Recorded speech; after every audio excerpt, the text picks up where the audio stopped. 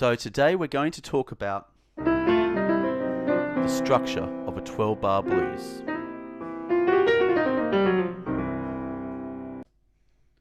So here we go.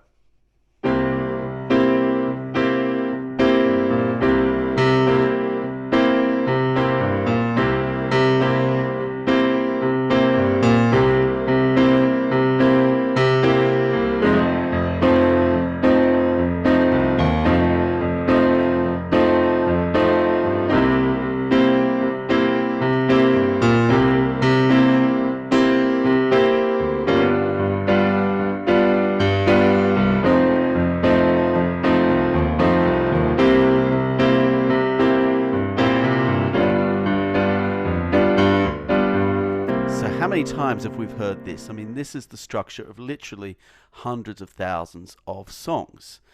And today I'm not going to talk about features like different riffs and different licks and different bass lines and doing it in different keys. I want to talk about the structure. And the reason why I want to talk about the structure of the 12-bar blues is because so many people are just not clear on it, and they don't even know what the structure is, and they go off and try and do all these other blues things, but they don't even know the simple structure, like we have a 12-bar blues. And this 12-bar blues is used and repurposed in so many different ways. And we can look, let's have a look at this lead sheet. Now, I've done this in the key of C, and another thing I've done in this lead sheet is I've made all of these chords dominant 7 chords, like C7, F7, G7. And that's because dominant 7 chords are more often used in the blues than, let's say, major 7s. It's not that major 7s are not used in the blues, but they're less likely to be used in the blues. They sound less bluesier. I mean, a good slogan here is, that's schmoozy and that's bluesy, and you can hear the difference, regardless of what inversion you play it in. So I don't want to go into too much of those logistics though today. I want to talk more about the structure. So this is the basic clean structure of a 12-bar blues. There are lots of modifications out there, but before we talk about modifications, here is its basic structure. So we have 4 chords here, or 4 bars of C7, 3rd bar, 4th bar. Now we've got 2 bars of F7, 2 bars of C7, 1 bar of G7, 1 bar of F7, 1 bar of C7, and then a turnaround G7 chord, which takes us to the repeat, and it repeats many times a 12-bar blues structure. So a really good way to think of this, so you can transpose this structure into other keys and scales, is to think of it in numbers, the number of the scale. So in a C major scale, this is chord 1. And we have 4 bars of chord 1. Now let me write this down, because this is really important information that you need to know about the 12-bar blues. So this is chord 1. We have 4 bars of that. Just to ignore my scribbly lines here. It just gives you the idea of the structure. Then we have chord 4 here for 2 bars, and then chord 1 for 2 bars. Then we have chord 5 for 1 bar, chord 4, and then 1, and the optional turnaround of the chord 5. So the amazing thing when you see it in numbers is it's really only 3 chords. It's chords 1, 4, and 5, which are real pillar chords to the piano and to Western music and Western harmony, even in the blues. Chords 1, 4, and 5. But it's the way that they are arranged which is so important here. I see so many students, for instance, so many people when they play a 12-bar blues, they accidentally only play the chord 1 for 2 bars and go straight to the chord 4. But you want to keep that space, that structure. So we've got 4 full bars, right, of the same chord. I'm playing this in 4/4 time, as you can see. I'm just putting crotchets or quarter notes in each bar. 1, 2, 3, 4. That's the way I'm playing it for this demonstration purpose. It's a very simple groove. just so you can really feel this structure, because it's really important you get this structure ingrained into your blues playing, because you're going to be using it in so many pieces of music, and there's going to be so many modifications. So to avoid getting lost, you sort of need to know the dimensions of the piece, the dimensions of the structure. And the structure is we have 3 chords spread over 12 bars. So 4 bars of chord 1, 2 bars of chord 4, 2 bars of chord 1, 1 of 5, 1 of 4, 1 of 1, and then the turnaround chord 5.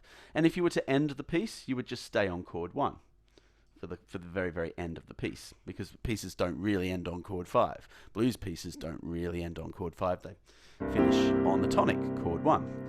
So we've got chords 1, 4, and 5. The second big takeaway to take from this is using dominant 7s, because they sound bluesy. I mean, if you just play a clean triad, something will be sort of missing. So using dominant 7 chords, really, really useful thing to do.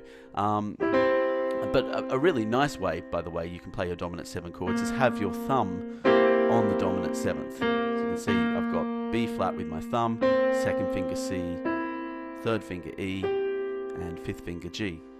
This is just a nice technique because the dominant 7th melts into the chord rather than always ringing at the top.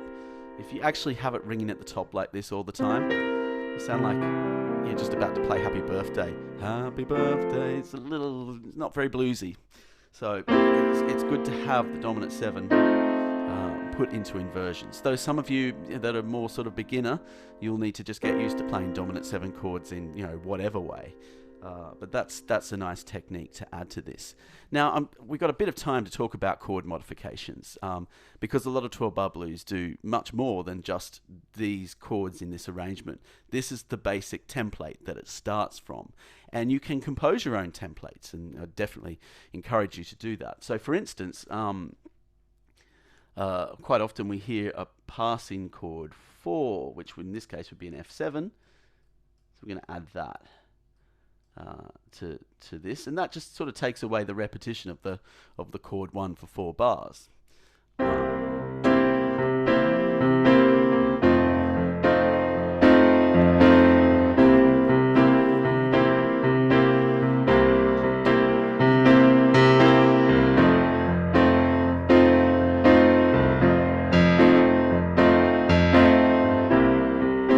Do a little bit more here. We're going to add a couple of extra passing chords now and just get a little bit more fancy.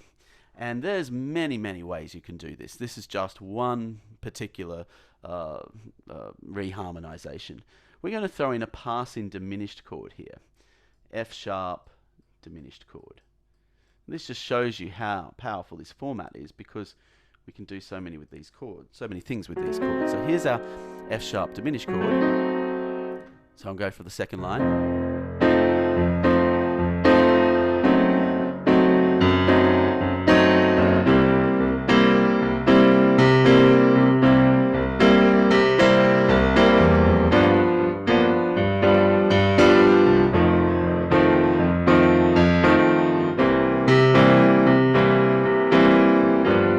Let's do just a little bit more now.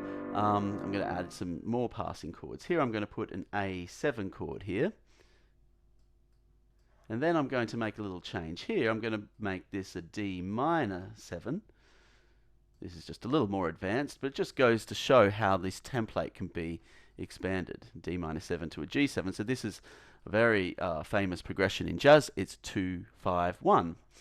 So we put the A7 as a passing chord. It's like a major chord 6 to the 2, 5, 1. So let's hear all of this, and let's to hear how we've made an evolution from the simple 12-bar blues with just 3 chords to more than 3 chords, but we're still maintaining that all-important structure of the 12 bars.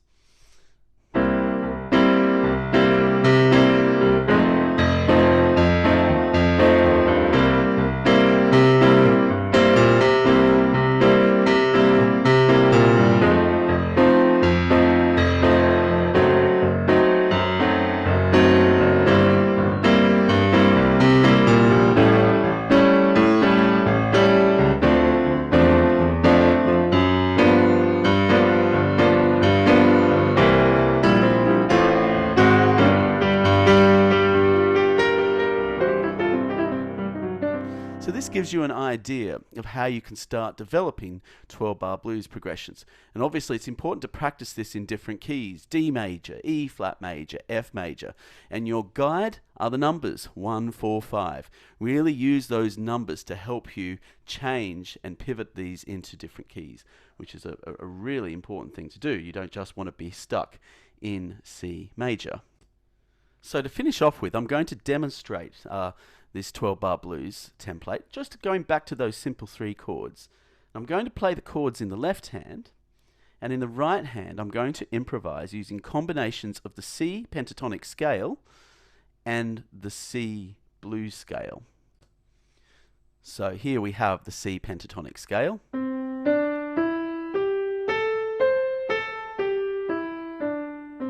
And here we have the C blues scale.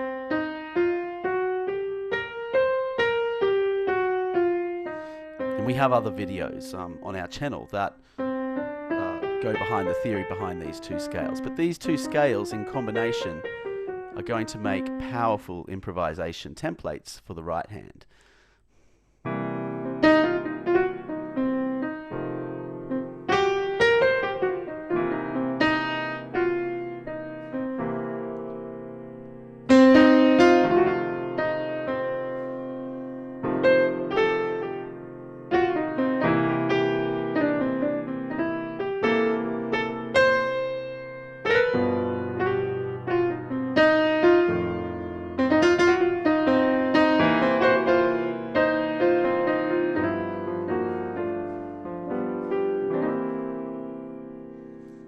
Obviously, before you start improvising on the blues structure, the first step is you want to really make sure you do understand that structure. And when I say understand it, you have a sense of it. You sort of have a sense of it by ear, that sense of that 12-bar structure. And then when you really do have that sense ingrained into your muscle memory and into your playing, the next step is to add improvisation, to play it into different keys. It's to develop.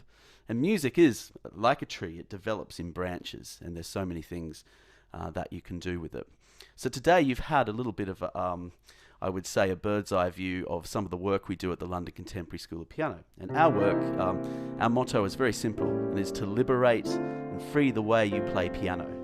Rather than feeling stuck at the piano, stuck looking at a score where the music is telling you what to do, our approach is to help you understand more about music and free and liberate your piano playing.